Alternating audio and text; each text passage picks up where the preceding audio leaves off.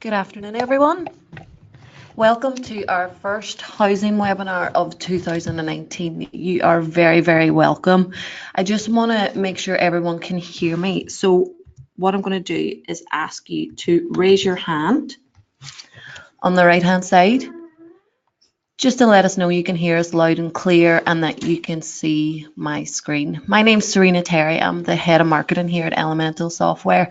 I am facilitating the webinar, so any questions that come through, I'm going to feed them through to your hosts and your co-presenters today. So you'll see on the right-hand side, you've got the ability to pop in a little question. Feel free to do so. Any questions we don't answer during today's session, we will reply back via email later on today or tomorrow, and there will also be a recording available of the webinar late afternoon tomorrow, if not Monday at the very latest. So you're very welcome. What I'm going to do now is pop you over to your host and our co-presenters for the day. Our host, all the way from For Housing, is Toria Buzza. Toria, welcome. Hello, it's nice to be here. My name is Toria and I'm the Wellbeing Lead in For Housing. We're based in Cheshire West and we manage 5,500 properties across Ellesmere Port and Neston on behalf of Cheshire West and Chester Council. And Jennifer Neff is here. Hello everyone, hi, it's Jennifer here. I am the co-founder and co-CEO of Elemental. And we've also got our other glamorous co-presenter, Leanne Monk. Thank you, Serena. Leanne Monk here from Elemental, co-founder and co-CEO.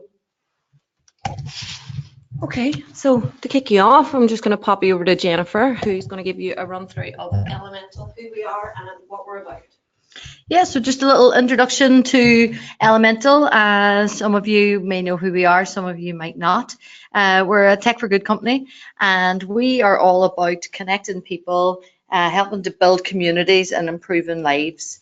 Leanne and I, you can see here in this photograph, this was taken, I remember that day that photograph was taken, Leanne, down in London in the King's Fund, yeah.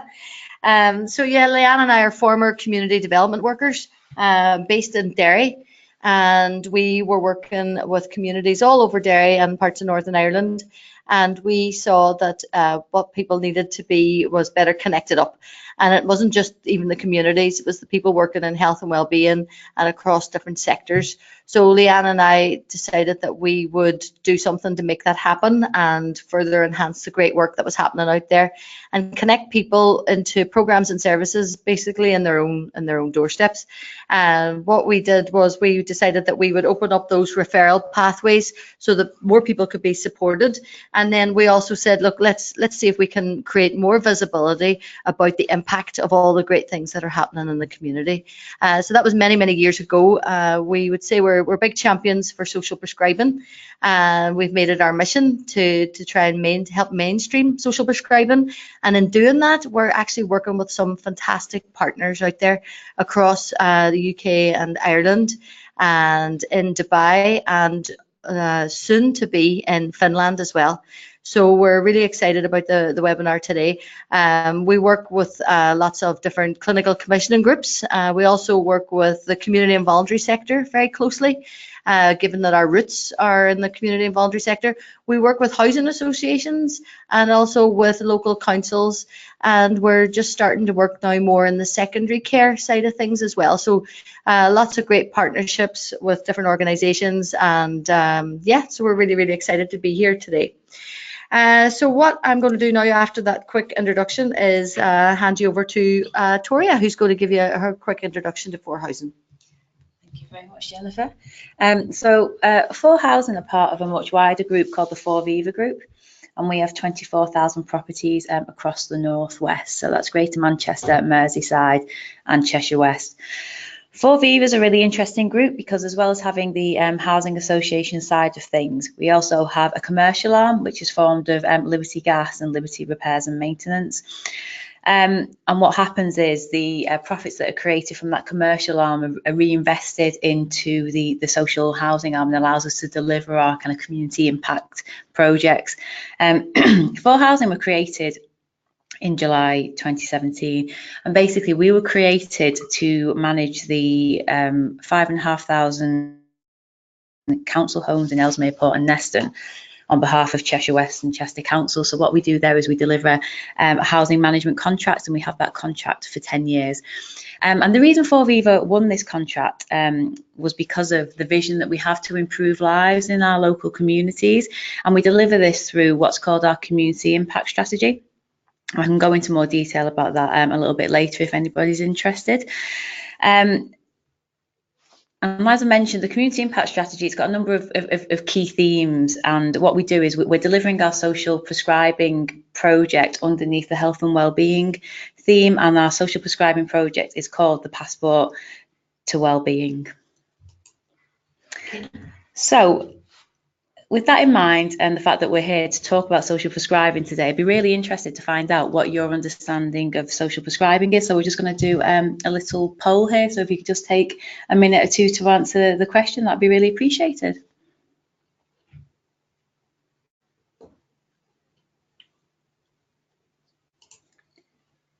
Polls like this are always a really good idea because they give us a kind of gauge in terms of what your knowledge is of social prescribing, and it helps us to shape the rest of the session rather than primarily focusing on specific areas. We'll just give it another few seconds there.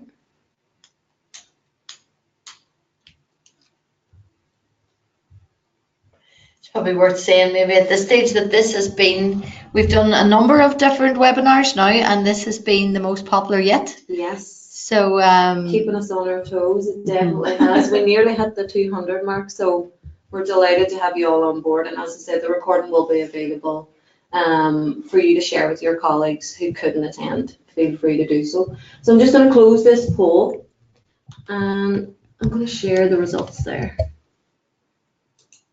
So quite interesting. 38% would say they have a basic knowledge of social prescribing and they're aware of its benefits.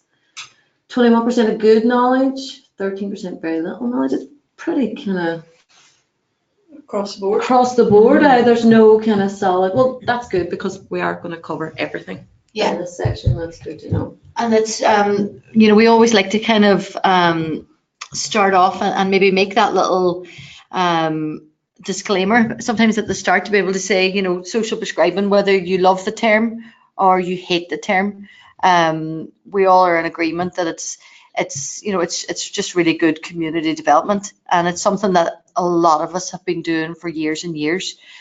We first discovered that it was called social prescribing around 6 years ago.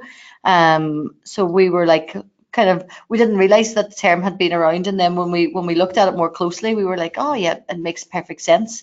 And I suppose everyone's understanding of it is slightly different, and you know, it does come up at time and time again where people are saying, oh, let's call it something else. But you know, and you know, you can agree with that or disagree, but it has momentum now. You know, you can see it written under the NHS long-term plan. It's in a lot of people's strategies. It's even in the loneliness strategy, and so it is becoming a hot topic. And there's, you know, a lot of effort and a lot of people working together now, connecting together to actually deliver on it. Which is probably leads us on really in terms of your understanding of social prescribing, Toria. Yeah, so I think social prescribing is a really interesting term because it does mean different things to different people. So we've taken the approach of calling it a passport to well-being, because what we're looking at is actually trying to improve people's kind of general well-being through a number of key themes around kind of your mental health, loneliness and isolation, financial well-being, your ability to manage your home. And social prescribing is that kind of catch-all term, and it's something that has obviously caught on with different kind of statutory partners. I think the risk that we have with social prescribing at the moment is that, as Jennifer said, it is being kind of cited in lots of different policies and publications and things like that. So I think we're at a bit of a risk of it becoming a bit of a buzz term, and people saying that they're doing social prescribing when they're not necessarily doing it. All they're doing really is active signposting or telling someone where to go to access support. So for us at For Housing, yes, we believe it's about connecting people to support in their local community. However, for us, it's more than just signposting. It's about forming that relationship with people to support them to access provision. It's about building their confidence and then supporting them to be able to make those decisions and take those steps that they need to take in terms of improving their lives and managing kind of any long-term conditions or managing that kind of health issue that they're having at that moment in time. Liam, what would you say driving us? Well, just backing up what Jennifer had said, that everyone has a different take on social prescribing. Every community that we've visited and seen, and from our own experience, that social prescribing is different in each community because it needs to respond to the needs of the community. But we like to put out what we think our understanding of social prescribing is as well, and we like to keep it really, really simple. And we say it's about connecting people to programs and services, those community assets that already exist in a person's own community, and managing, helping them manage their health and supporting them along their journey. And what we have seen from our experience is the four main domains is really around physical activity. It could be a couch to 5K, could be an armchair aerobics class, diet and nutrition, it could be a healthy cooking class, mental health, it could be a mindfulness session, and social support, it could be a luncheon club to reduce social isolation. So that's the four main domains that we've seen throughout our own experience. But as time goes on and we have had experience of seeing how others is doing social prescribing in the different communities, we see that more and more people is looking for support around debt and benefit advice, housing support, employability and volunteering support, but not standalone. People know that they might need to get more active, but they also might have issues with housing, want to get back into the world of employment. So nothing here is standalone. And what we see our role is the technology that helps enhance social prescribing on the ground and better connects all the stakeholders that play a part in social prescribing. And to be clear that technology can never be the dominant force, and we agree with that. It should only enhance what's already on the ground in the different communities. So that's our take on social prescribing. That's brilliant, Liam. Tori, what would you say the typical tenant/resident journey would look like? So specifically in the case of our social prescribing project, like I mentioned, it's called the Passport to Wellbeing. The first protocol really is that is the referral agent. So the referral agent, in our case, we've got a relationship with a local GP surgery called the Westminster Surgery. Absolutely fantastic team there. So that's one port of call for people to go into and start this journey on their passport. But then what we've done differently actually is we're using our frontline staff as well. So we're using our housing officers as a referral route as well.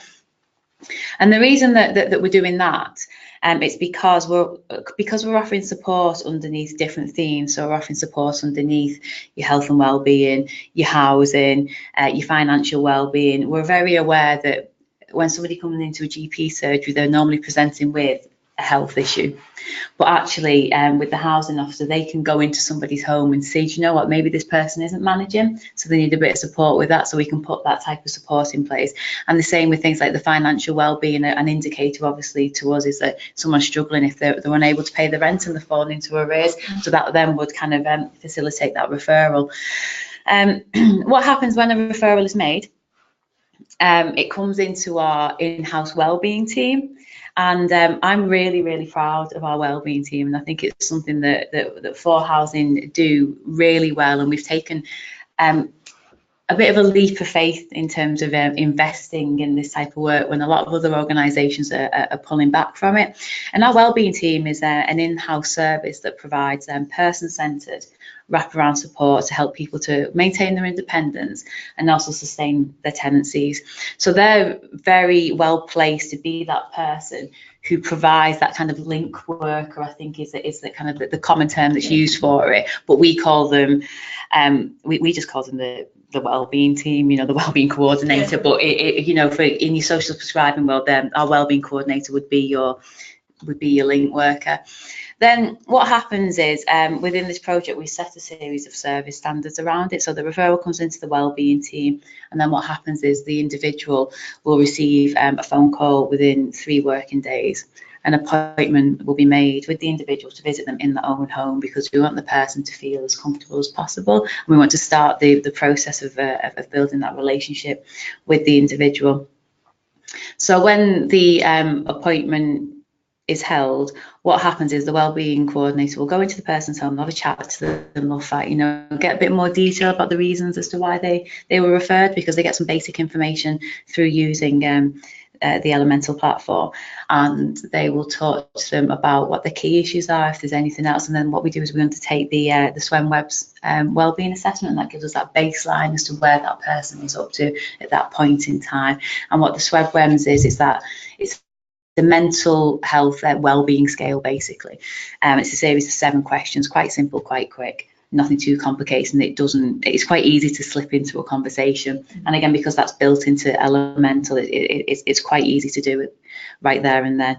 We also have a series of local scales around financial well-being and how comfortable you feel in managing your own home as well. So that's done. Again, it's not a big deal, it's not loads of paper, it's just quite a casual thing, a conversation's had.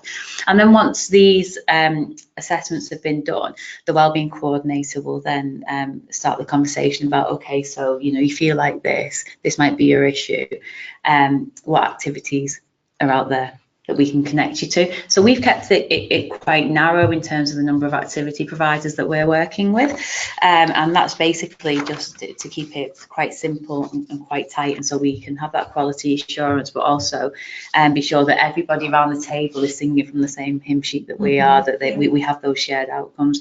And so once that social prescription is generated, it's co-created with the individual, an email is sent to the activity provider to tell them that Mrs. Jones is going to come along to the relaxation session on a Tuesday afternoon. So the activity provider gets that email, and then they have to call Mrs. Jones back within a couple of days just to say, hey, Mrs. Jones, to hear you coming in on Tuesday, we're really looking forward to seeing you. And it's just about creating that warm welcome and that wraparound.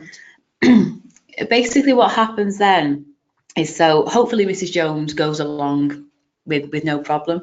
However, if Mrs. Jones is feeling anxious or nervous, the wellbeing coordinator can actually accompany her on to that first appointment, so get her across the threshold, give her that confidence to start attending the sessions. The activity provider will also tick in Mrs. Jones in terms of her attendance. So a key part of the platform is that we have the ability to monitor that attendance. So when the relaxation session takes place, it's basically a bit of a register, and Mrs. Jones' name is ticked off, so then we can keep an eye on it. So even if she says she's gone, she might not have gone, so we can check, so then we can give her a ring and say, Mrs. Jones, you didn't go, do you need any further help? So it's just about kind of being able to help people in the best way. We then do a check-in after 6 weeks and 3 months just to see how she's doing, and we'll retake those baseline assessments so we can see the distance that's been travelled. But what we're finding is that actually we're not getting so bound by the process. I mean, what I like to say is that we create these process maps to throw them out the window, because the world doesn't work perfectly and not everything always kind of follows these train tracks. So, and because of the level of complexity we're actually starting to see with the individuals that are coming through, we've realised that, we're not just going to see people 3 times. We're going to see them as much as they need. We are going to have to put that little bit more effort into getting them to engage. So we have been a lot more flexible with the contacts. So we will work with somebody until they feel confident enough to start to do it on their own. Basically. Be independent. Yeah. I think you've already answered this question, but I just want to kind of address it. Adam has asked, how is social prescribing in a housing setting different to good housing support, basically? So projects that are funded by supporting people, for example, how is that different to what you're doing it for housing? Well, I was going to say hello, Adam, because I did speak to him the other day. So it's nice to hear from you again. You did say you were coming along to this. In a sense, it's working with all those different stakeholders in the community. So I think traditionally, in terms of those like supported housing, supporting people, it's very much about using your internal services. But with social prescribing, really, it's about having that outward looking focus, so understanding what activities are out there in the community, but it's also about putting kind of a framework and a structure around that, so actually you can manage that and you can track that journey. So I think in the past what we would do is we could say, oh, do you know what, there is a relaxation session down the road, why don't you go along to that? But we had no way really of understanding, has Mrs. Jones gone along to it, what has the impact been? And so this is why social prescribing is different. And one of the questions that we would get asked a lot is how do you bring those partners together at that early stage when you're developing your social prescribing program, and you've had some really good experience of that and bringing your different partners together in the local community, haven't you? Yeah, definitely. I mean, what is important to do is just to get the message out there that this is what you want to do. So, we were willing to kind of, I suppose, blaze a trail in the local area when it came to this type of project. So we put the message out there, and we said we want to kind of trial this social prescribing project. We want to do it along these key themes. This is what we want to achieve. Who's with us? And that was really important. So initially we had a meeting of about 25 people around the table, different organisations. It was amazing. I was at that first meeting. It was really good. Great buzz around the room. Everybody coming together with the same common purpose to give people the best chance at life. It was just a brilliant day, and we remember it well. And I think what was important is because we were really clear with what we wanted to achieve as well. It was at that point that it became clear as that who was going to come on the journey with us. So there were certain organisations that were obviously really excited about what we were trying to achieve, but just couldn't do it at that time through various different reasons, because we've chosen to keep it to quite a tight geographical area. We had organisations like Cheshire Fire, for example, who thought it was absolutely brilliant, but they're like, you know what, we're Cheshire wide, so we can't focus in on such a small geographical area, but we wish you well, and if there's anyone that does want to come along, obviously you can make the referral through, but we just won't be kind of part of this. And then there's other organisations that obviously came straight on board and we're really up for it. So yeah, it's been exciting. Brilliant. We were getting loads and loads of questions, and so we're about to launch another poll, but just before, I want to answer a few of these questions. Patrick is asking, how is the service funded for housing? We're very generous in For Housing, and we fund it through our core service office. So as I mentioned earlier, because we do have a commercial arm, the profits from that commercial arm do come into our social housing arm, and so it's part of our core funding. So that's how we're funding it. Perfect. Another few questions. Let me see. Someone is asking if, there's a couple of people that came on late, and they're asking if you're a link worker, and what is it exactly you do in your role. Okay, so I head up the wellbeing service over at For Housing. So basically, we deliver something called our community impact strategy, and I'm responsible for ensuring that we deliver that. But I also oversee our wellbeing service, our involvement services, and our kind of stakeholder engagement partnership type of things. I'm a bit of a jack of all trades, in all honesty. We always need one of those. Okay, so I'm going to launch this poll. If you have a look on your screen. So are you currently running any social prescribing programs in your community at the minute? We have a few different answers there, because we know, again, you may be doing social prescribing and not be aware that you're actually doing it. You may be doing it and not doing it to the extent that others are. We really just want to see where you are and what you're doing at the minute and where you aspire to be. So a lot of people at the very early stages. Few people, again, early stage program, but they're using local lists. A few that have a dedicated social prescribing platform. I'm just going to give a few minutes there. What we're going to do next, we're going to run through a few of the challenges, and Toria and Jennifer and Len are going to give some top tips to overcoming challenges and getting started with social prescribing. So a lot of this is very relevant. I'm going to close that poll, and I'm just going to share those answers for everyone to have a look. So as you can see, the majority there, nearly 40%, are at the very early stages of social prescribing. So I'll take it that everybody's very eager to find out how to get started, which will lead us on quite nicely to the next stage of the session. So now, all right. So just go back. So now we're just going to lead into the benefits of digital social prescribing for tenants. So Toria's going to kick off. Yeah. So, I mean, first of all, just to kind of jump forward a little bit, because we will be talking about how to get started. But I think one of the key things is that you can talk about these things forever. And actually what you need to do is just bite the bullet and kind of get started, because there are multiple benefits for taking this approach forward. So for me, in terms of digital social prescribing, and the partnership that we have with Elemental has been absolutely fantastic for doing what I call systematizing the approach. I think I've made that word up. I don't know. Systematizing, I don't know. However, I'm going to continue to use it. So if it's a made-up word, then it's a good made-up word. Yeah. So basically, what it does is it does systematise the approach to social prescribing. So having that one platform to coordinate the support that an individual is given and to monitor the impact has been really, really valuable, because what we can do is we know why the person's been referred. We know where they're at in terms of their well-being journey. We know what activities they're undertaking, but we also know what impact that it's having as well. And it provides us with that real-time information.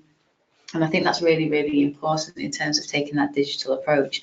I think also in terms of social prescribing, it's as I mentioned earlier, someone asked the question around what's the difference between kind of supported housing and social prescribing, and it looks beyond kind of health to find the solution to issues. So I think we've all had conversations for years about these wider determinants of health, and really it's like health and housing are really closely linked, but we know they're closely linked, but actually there's not really been any kind of real work done around it, and this gives us a good solution to that. So our outcome measurements around financial well-being and the person's ability to manage their home, but we know that it's kind of they can have kind of a dual impact, so it might be that someone's health and well-being is affecting their ability to manage the finances or manage the home, or vice versa. So if someone's in debt, it might be adversely affecting their health, or if someone's got a poor quality home, it might be adversely affecting their health. So it allows us to kind of look beyond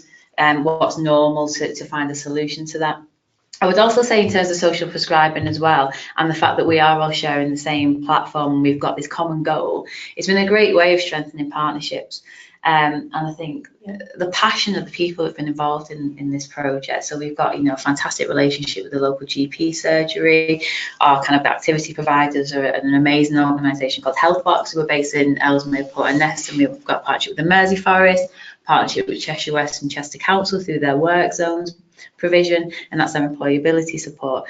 We're all sharing this passion, and what we've also found is one of the benefits that we didn't expect is that it's led to other collaborations. So we recently started to work together on a loneliness and isolation project, because we worked together to put a bid into the National Lottery for their Making Connections Fund. So it's all that kind of unexpected kind of benefits, and again we'll be using kind of the platform to coordinate that as well. And I think really it's also allowed us to better understand the issues that are being faced by our tenants. So because you take that person-centered approach in social prescribing, it allows you to develop a relationship, so you can really start to understand what people are experiencing, but it also allows you to develop a program, a solution that addresses that need, and if the projects and the activities that are available in the local community are actually meeting that need, and again that kind of falls into there, and if it doesn't, then there's the opportunities around collaborative working and filling those gaps. So for us that's been a fantastic benefit. So in terms of digital, where does that come in? Where does that strengthen those benefits? Because that's more or less the benefits of social prescribing, but what does digital add? Yeah, so again, it's that ability to coordinate. So it's a systematization of it. I can't even say my own word now. So yeah, it's that systematization of it. But also for us, it's again, it allows us, I mentioned about does the activity address the need? So because you have the evaluation and the SWEM-Webs built into the program, we can actually monitor someone's progress in terms of their well-being. So we can see actually, Mrs. Jones has been attending the relaxation, and what we've seen is her SWEM-Web score has increased by 5 points, so that's having a positive impact. We can also see what people want to do as well. So I think often you can be in your ivory tower as a provider and say, well, we think that people just need to do laughter yoga. And if I said to any of my tenants, we're going to do some laughter yoga, they'd be like, what are you on about, woman? So it's like, so the laughter yoga might not be popular. So we go, okay, well that's not working, so let's You're able to identify those trends. Yes, exactly. Takes out the guesswork. Yeah, okay, indeed. So how do those 37% of people say that they were at the very early stages of social prescribing, how do they get started, Tora? Okay, so I say as an organisation, we were lucky that we had the framework for this intervention through our community impact strategy. So that really gave us the hook to hang our hat on in terms of this project, and we knew that we had that kind of very senior level, board level buy-in for this project. And as I said, the first thing that we did was we got all the key partners in the local area around the table and basically pitched them, would you be interested in getting involved in this project? We told them what we wanted to achieve, around what outcomes we wanted to achieve, so the health and wellbeing, financial wellbeing, managing your home, employment and training.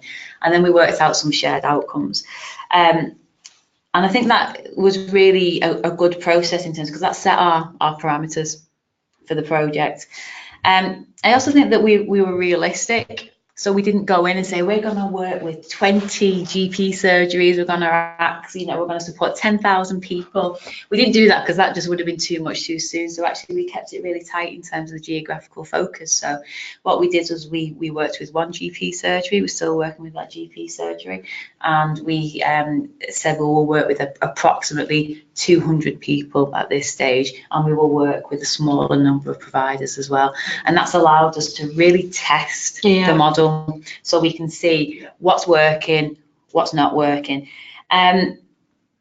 It's also important for partners to understand what the potential demand on their capacity will be. So I think you need to be really, really clear about that. So with some organisations, especially in the community and voluntary sector, I think there's just this massive assumption that, there's all this stuff happening in the locality and all you need to do is coordinate it. Well, actually, there is a limited kind of number of people that organisations can support, and you have to be respectful of that, and you have to have those honest conversations about that in the first place.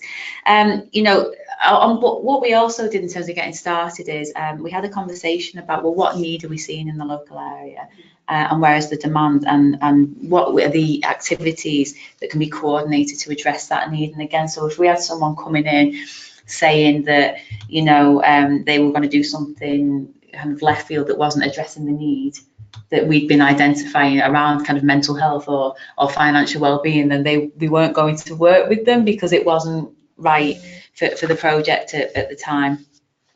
I think, as I mentioned before, it's important to have a process in place. So how are you going to deliver it? And we talked about the tenant journey before. So we set out that kind of process map. We put service standards in place so people knew what they were working to.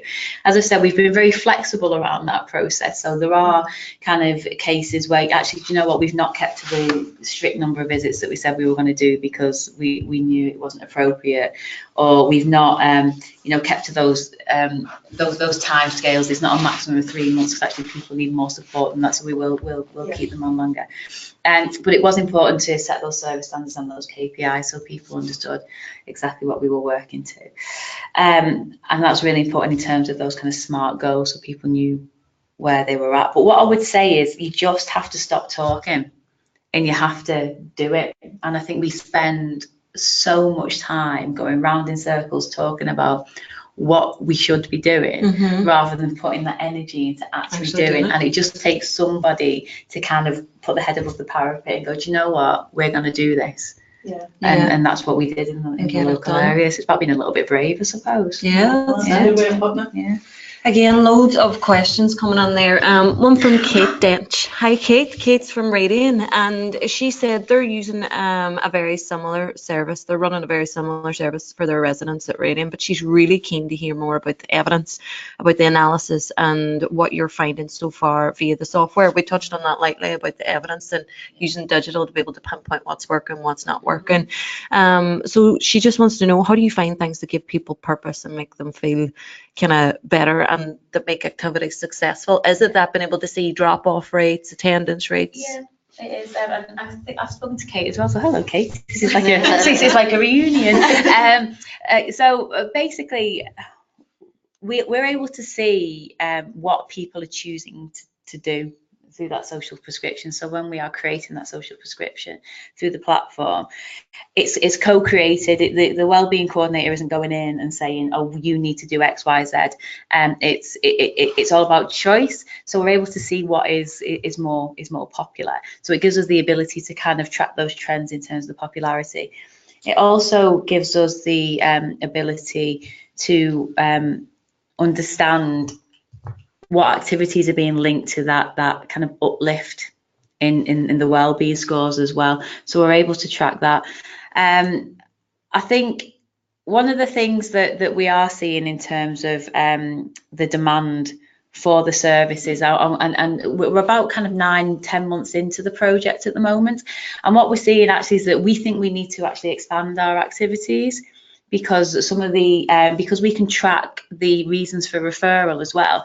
What we're seeing is that people are maybe coming in with a slightly more complex level of mental health need than we initially anticipated. So we're now aware that we need to maybe put more of a focus on that. So through working with HealthBox, we've brought their counselling service into the mix, so that's now a referral option as well. So it's allowed us to identify those type of things as well. You're continually learning as well from the data.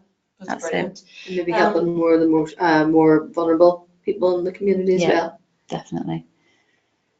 So another question here from Fiona Flowers from Macmillan. Hi Fiona. Fiona says, hi all, it's great to hear about this. Can I come and visit? Of course you can, Fiona. You're more than welcome. How did you involve residents, Toria, in the development of the services? How did you get them engaged and get them in? Okay, so basically it's through the frontline staff really. So in terms of actually kind of developing the programme per se, we didn't necessarily involve people in the nitty-gritty of developing that, but in terms of getting people in to the programme, we do it through our frontline staff. So and the GP. So an individual will go to the GP surgery with, presenting with a condition, and the GP will talk to them about the programme and ask them if they want to take part. Some people say no, other people are up for it. And the same with our housing officers. They'll go into a person's home and they will talk to them about the service and give them more information. We've also developed quite a nice kind of simple plain English leaflet as well, so which we can leave with people to encourage them to read more about it, find out more about it, and then make a referral. And we're also hopefully in the next couple of weeks going to be launching the self-referral through Elemental as well. So we're going to have a kiosk in our reception area, and also one in the GP surgery as well. So we use a lot of social media. We're also finding that word of mouth is a really good way of doing it. So initially, because people are slightly, we talked about that whole kind of what is social prescribing thing earlier. People are like, well, what is social prescribing? How's it going to benefit me? And we had quite an initial kind of level of dropout. So early on, we had a number of people who weren't quite sure what we were trying to achieve. They dropped out the programme. But then we had a couple of people who've gone through the programme. We've had some really positive results from it. And actually, some of the people who initially dropped out are actually coming back in and going, actually, do you know what? This had a really positive effect on me, mate. So I think I'd like to do it too. So word of mouth has been really important. So, Toria, tell us a bit about the For Viva community impact strategy. Yeah, basically, it's as I mentioned earlier. It's kind of it's the hook that we hang our community work on. So what we do is what you can see there on the screen is our kind of corporate spiel about it. We want to build vibrant and safe communities. We want to improve people's health on their education and employment. And yes, we do want to do all that. But I think what's really good about the community impact strategy is it's broad enough that you can adapt it to fit into your local area, because in terms of For Viva, we are present in many different neighbourhoods that have many different needs, many different partnership networks. So it provides us that framework to work within, and like I say, gives you something to hang your hat on. We will work in partnership with stakeholders and with residents. So it can be anything from, like I said, this social prescribing project, which is how we're looking to improve people's health in the local area. It can be kind of applying for funding in terms of employment and enterprise. It's just a really great vehicle. And what I would say about the community impact strategy as well is what's integral to it is that we have very clear outcomes that are associated with it. So we have an outcomes framework, so we all know what we're trying to achieve through the community impact strategy, and it's something that is genuinely embedded in the organisation. I think there are in my past, I've worked for various organisations that have said that they've done this type of work, and I have been brought in to deliver this type of work, and then I had a budget of about 50p and no resource to deliver it. But it's not like that in For Viva. It's genuinely embedded in the organisation, and every member of staff, and I'm not just saying this, every member of staff knows about the community impact strategy, and they know the impact that their work has on delivering that as well, and that is through the fact that the outcomes are really embedded within the organisation. Makes a huge So difference. it does, yeah. Everybody's bought in. And what about the wellbeing passport? So the Passport to Wellbeing is our social prescribing project. And again, you'll see that those outcomes there around healthy mind and body, comfortable, safe home, financial wellbeing, employment opportunities, they're actually linked back to our community impact strategy. So you have this kind of, they call it the golden thread, don't they? It's one of those corporate terms that I really hate, but actually what other ways are to describe something? And basically that's just the kind of, I suppose, the brand name for our social prescribing project. So and it's about, the reason we chose Passport to Wellbeing is because, you know, a lot of this is about the journey that somebody's going on. Yeah. So that's why we thought it was important to reflect that. Do you think it's more effective to brand up your program, to give it a name, to give it a brand, to give it a... I think mission? so. And I think because social prescribing is a term that people don't necessarily, if you're not kind of working in the statutory sector or in housing, or you won't necessarily know what that is. But with having that kind of Passport to Wellbeing branding, it's quite easily understandable. I mean, I'm sure some people might disagree with me, but I think it's quite easily understandable. And the thing about this, you know, what we're doing is we're clearly outlining the journey that people are going to go on, and we give people that reason, kind of why this could be of benefit to you. And that's a lovely picture of my wellbeing team. Oh, I know. that is lovely. Yeah, they're real people and they're wonderful people. So we're really inspired. Everybody's asking, okay, so what's come of it? What are the benefits? What has this resulted in? Yeah, so we've made, to be honest with you, a big difference. So, I mean, you can see from this, give you the stats, you know, 62 people have access support. 100% of these completed cases have seen a positive uplift in their wellbeing scores. So that's the SWEM-Web scores, and financial well-being or managing the home, depending on what their need was. I would say that all the organisations that have been involved in it have benefited in terms of their reputation locally as well, because actually, as I mentioned earlier, a lot of organisations are saying they're doing stuff to benefit the community, but this is actually kind of proof positive that we are doing something, and it's about and it's built the trust in the communities, and it's improved the reputations of the organisations in the local area. All the partners that have been involved have reported better partner relations, basically. So by coordinating digitally via the platform, we can see what each other's up to. Yes. And the project has also given us that platform to chat to each other, and you know, work out what's going on.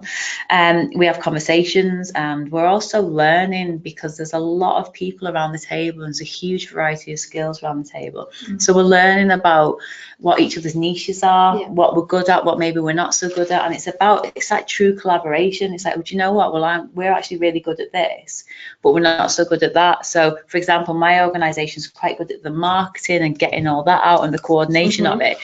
But other organisations are better at kind of getting out in the community and doing that on the ground. So it's about kind of working to each other's strengths.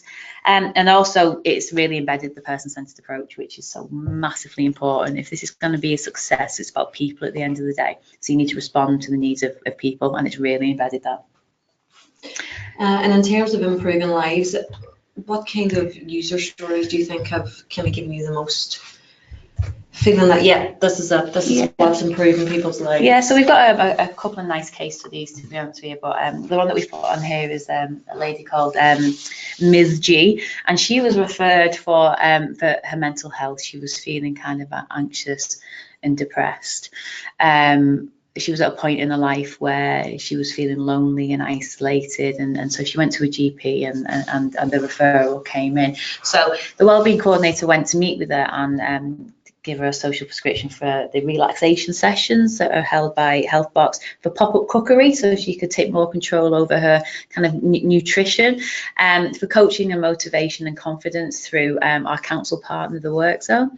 So at the start of the process, her wellbeing score was just over 18, and by the end of it, it was 28, which is a massive increase. So in terms of her mental well-being, she just started to feel so much better about herself.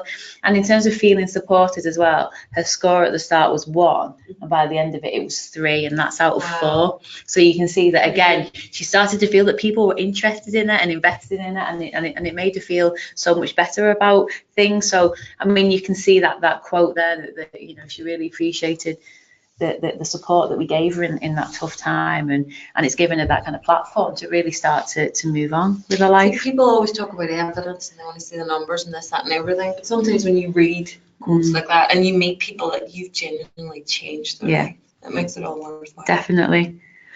All right, we're going to launch our third and final poll. We just want to wake you all up there, make sure you're still engaged. So the third poll, what are your main social prescribing challenges? So taking into consideration that nearly 40% are at the kind of early stages of social prescribing, are there reasons why you're not doing it? Are there reasons holding you back? Are there any kind of conditions that you think that we can't do it? Is it budget? Is it hard to get buy-in from your senior team? Is there cross-sectoral community resistance? Let us know in the poll, and then we'll share the results with you, and we're going to run through our challenges, tips to overcome these, and the best ways to get over these hurdles. One of the challenges that you would hear sometimes when you're out with people is that, you know, how, in terms of the digital side of things especially, is that the community and voluntary sector and their ability to adopt the digital technology or become more digitally mature. And I think Healthbox is a fantastic example of, and this is a big shout out to Steve and the team, in terms of how they've embraced it and how you're able to really strengthen that partnership between you and them. Definitely, yeah. I think Healthbox are really, you know, they're a really forward-thinking organisation, and they're not, they're well aware that they've had to invest in this to almost kind of put themselves at the front of the field. So the reputational benefit that they've seen from kind of taking this leap as well, it's had a really positive knock-on effect on them. So, but they're absolutely fantastic. Healthbox got all the time in the world for them. They're great. Okay, I'm going to close this poll and share it. Drum roll. 55% say budget is one of the major challenges. I think this poll is kind of, you can't select more than one option, so we're going with, okay, this is one of the biggest challenges, so budget. So hence the question, Story, about funding and how you're funding the Passport to Wellbeing. 20% are unsure how to get providers involved, hard to engage residents. 3% hard to get buy-in internally. That's good. So that means they're open. Okay, so let's move on and run through what we have over the last 6 years compared to challenges. Leanne, what have we came across? Yeah. What would you say the key challenges are? So we know that there's always going to be challenges with everything, and social prescribing itself doesn't come without its challenges. So based on our experience as community development workers and the research that we've carried out over the years, you can see from the slide here all the different challenges that the different types of stakeholders face in regards to implementing, adopting and scaling social prescribing in their communities. So for example, we know that GPs don't have much time to research what's available on the doorstep of each person that comes through their doors.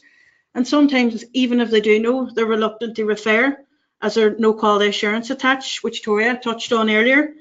And with money being tighter, a lot of commissioners, that includes commissioners across housing, health and local authority, and the VCSE sector, they all commented on how they need to be much slicker on how they report back on their commissioned programs, services, projects.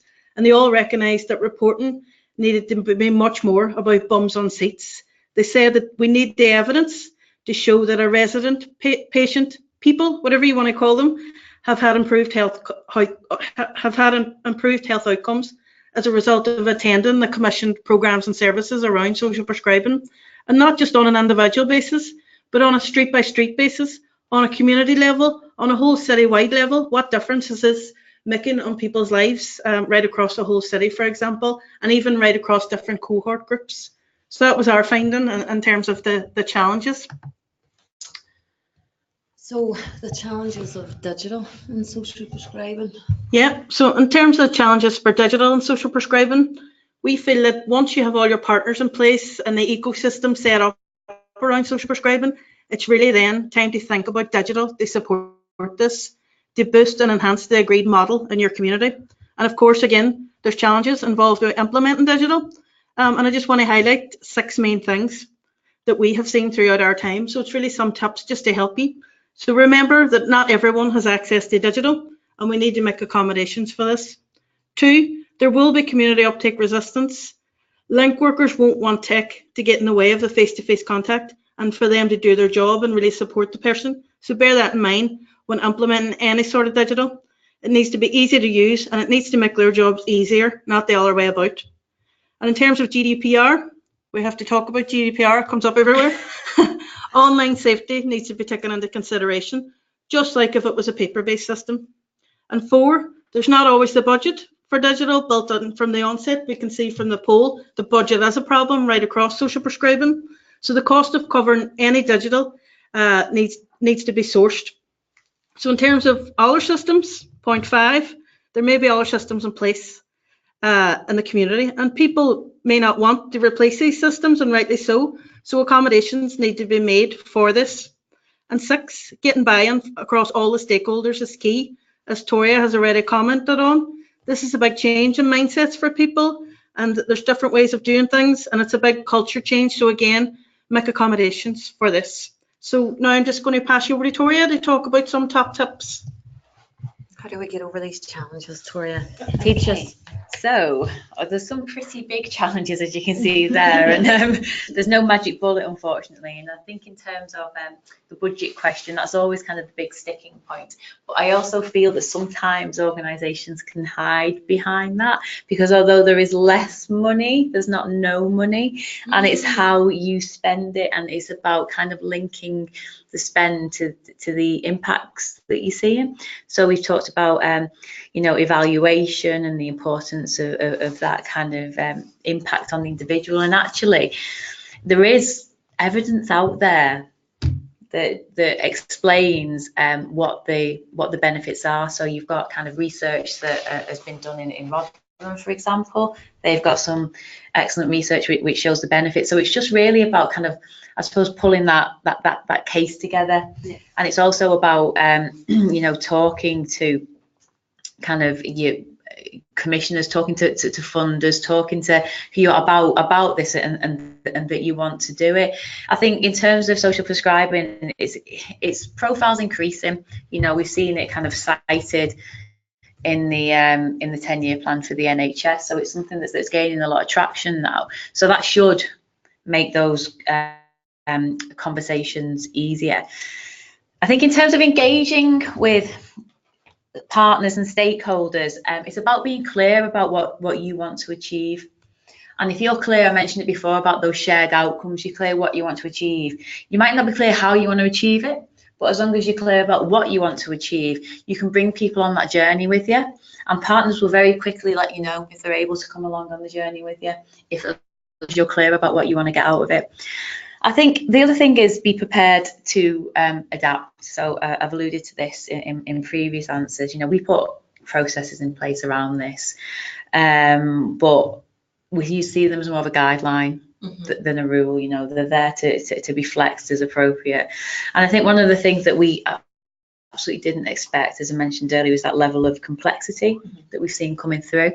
And I think various partners who work in communities across the nation would agree with this. What we're seeing is individuals with increasingly complex needs coming into our services because statutory services maybe don't have the capacity because of funding cuts to be able to support them, and so we've ended up spending more time with individuals that we originally anticipated, but we've built that in and we've been flexible about it, and we've adapted. Taking that person-centered approach, it's about addressing the individual needs of the person and putting them at the heart of the journey. So it's about kind of co-production, co-creation. I hate the word co-production. I don't know why I just said that. But it is about working with the individuals to kind of plan their journey and support them along it. And, co-creating it is key to success.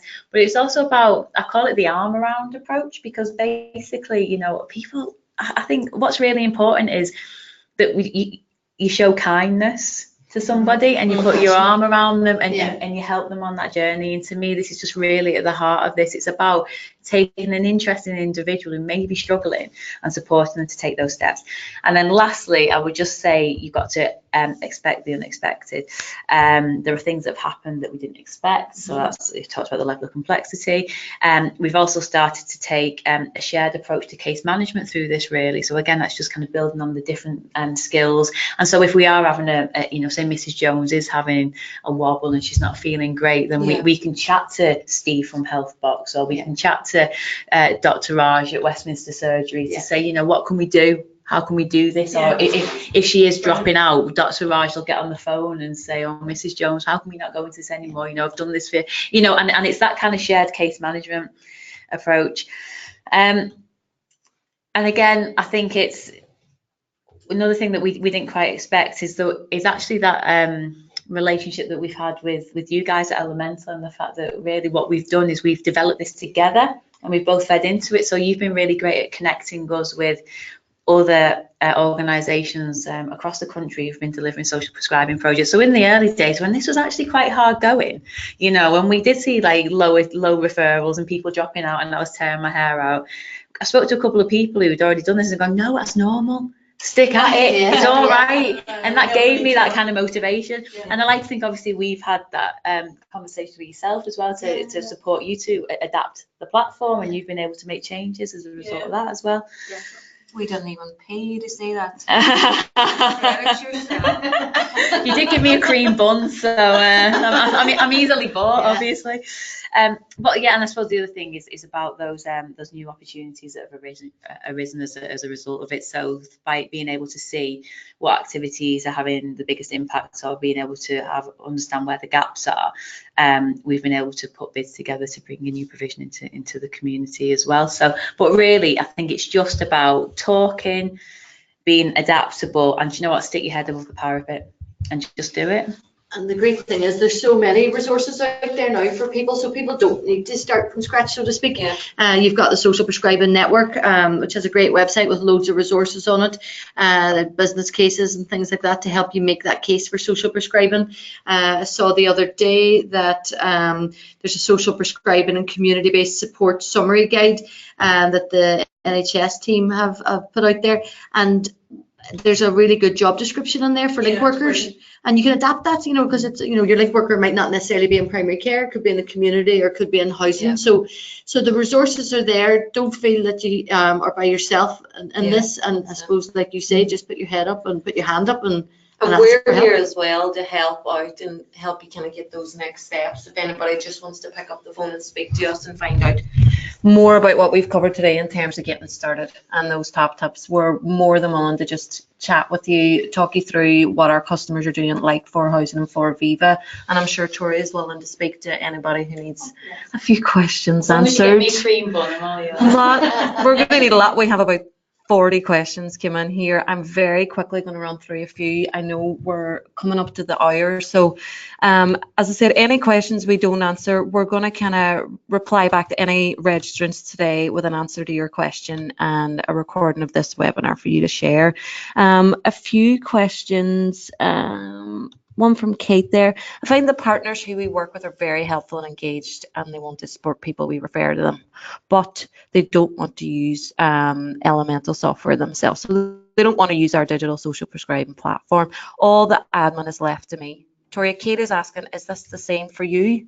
It would be so much better if everyone could get on board using the system. Would that be another challenge? It will be another challenge, but in all honesty, it's not a challenge that we faced, to be honest with you, because right at the very start, we were clear that that this was kind of the approach that we were taking, and what we did was we got everybody in a room and got people to actually put their activities on the system in the same room. It was almost like I was standing over people with a whip, telling them to do it. And we've had a few issues in terms of, people checking in, into the activities and things like that. But it's just a case of, I think, for me, it's keeping on top of it and kind of just reminding people that's what they need to do. But also I find that having kind of regular meetings with the key partners as well allows them to kind of raise issues. Yeah.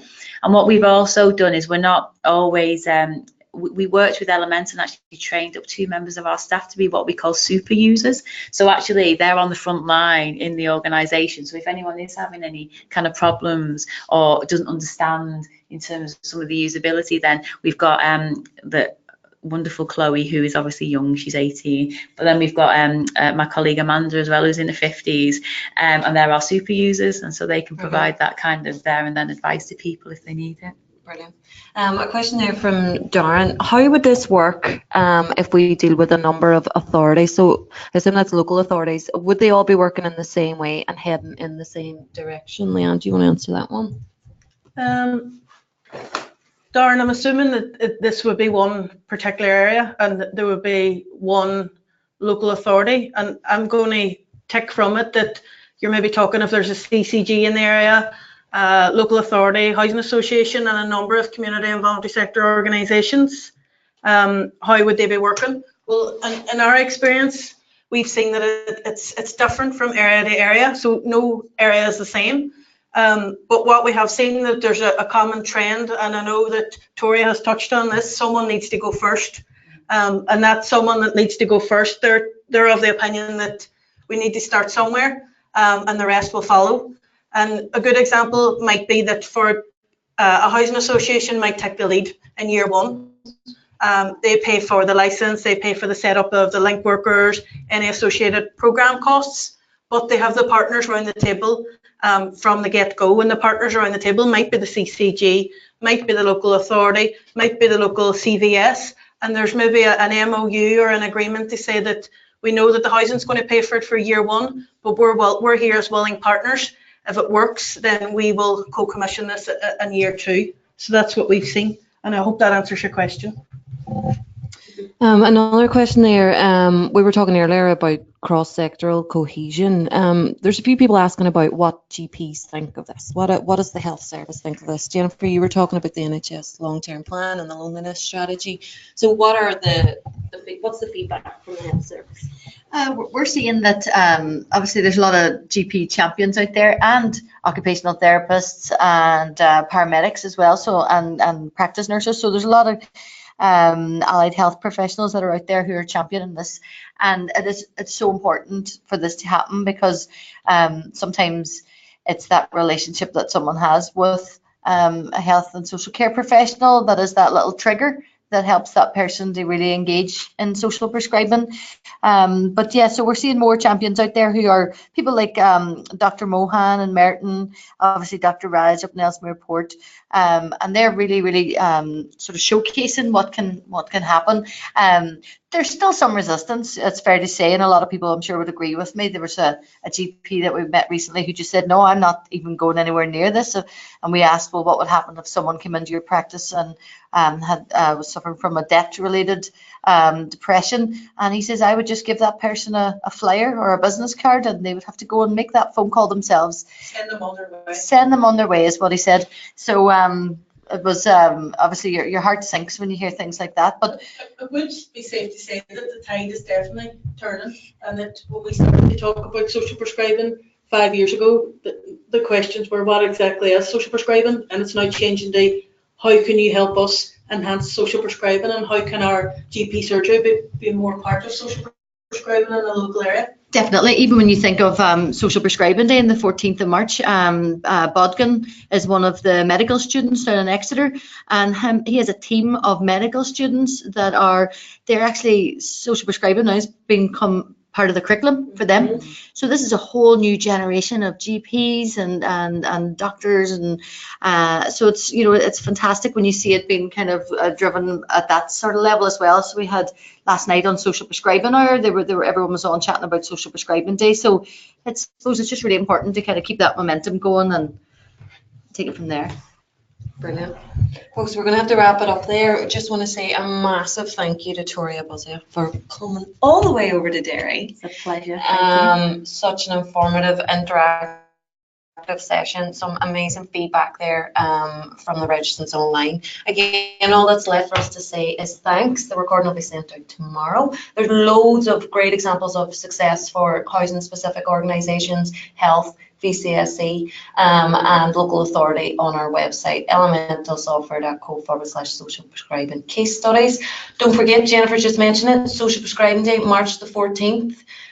This is a huge kind of movement that we're proud to be supporting and coordinating with. We are going to have loads of free online resources on our website, and we're also going to reveal some big special news on the 14th of March, so stay tuned. You can follow us on any of our social media channels. Give us a call, again, if you just want to pick up the phone and have a conversation, talk about how to get started.